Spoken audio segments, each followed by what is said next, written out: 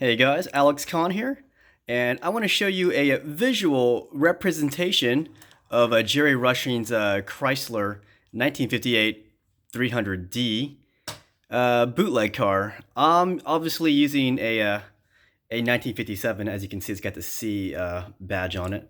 But aside from that, the visuals are pretty much identical to the 1958 variant Chrysler. But anyways, let's get to the point of this video. A lot of fans of the Dukes of Hazzard, I would hope all fans of the Dukes of Hazzard know that the General Lee is a 69 Dodge Charger. But some things that some fans don't know is that the Dukes of Hazzard was based partially on the exploits of Jerry Rushing, very famous bootleg driver who smuggled moonshine through the mountains of North Carolina. But instead of using a 69 Dodge Charger, he used a 58 Chrysler 300D. And again, I'm using a 300C, but they do look exactly alike. But anyways, his car was called Traveler. Traveler was the name of Robert E. Lee's battle horse that he rode into battle.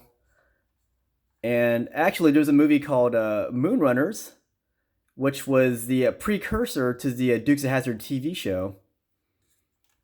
And that car was also called Traveler. But when the Dukes of Hazzard came out, they called their car the General Lee, which I think is a pretty cool name. But the General Lee had the General Lee battle flag on top of the Charger, whereas Jerry Rushing's car it looked pretty stock. It was this white. I don't know what the license plates were, so I just kind of put a tape over it so you wouldn't see my lack of detail. But yeah, this is the 1/18 scale die-cast model.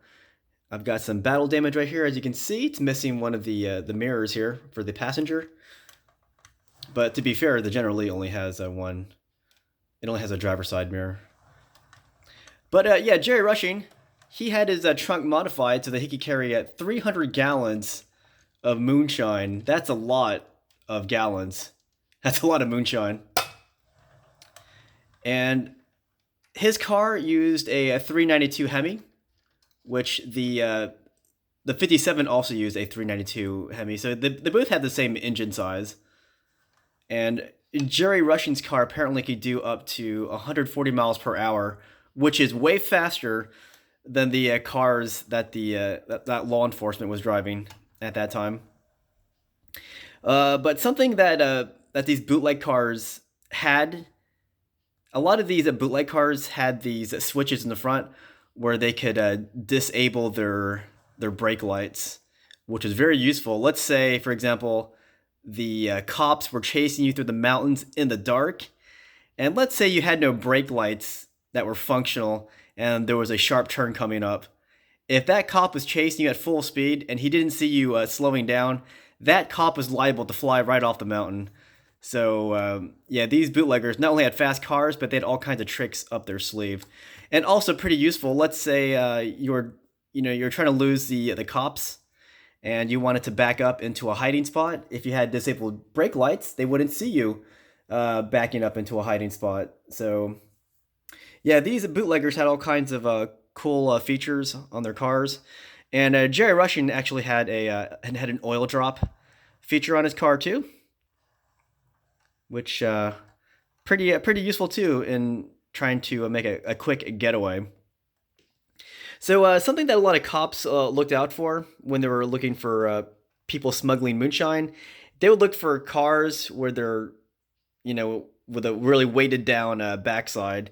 So a lot of these bootleggers had to stiffen their suspension so that it wouldn't look like they were hauling 300 gallons of moonshine in their car. Oops, sorry. Anyways, my diecast has a pretty cool interior, as you can see. It's got a nice tan interior, just like the General Lee. Love it. And again, yeah, I am missing a mirror right here. Here is the Hemi engine. Is that accurate?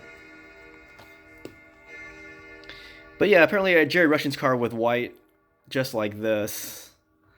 I don't know if he was using factory rims. Probably. A lot of bootleggers, they didn't really use cars that really stuck out. Like one of the most common bootleg cars was the 1940 Ford Coupe, the kind of car Junior Johnson would be driving. But in the later years, like Jerry Rushing had this Chrysler, which had this crazy speed on it, and yeah, he could just laugh his way as he just sped right through, or right past the cops. Cops couldn't chase after him.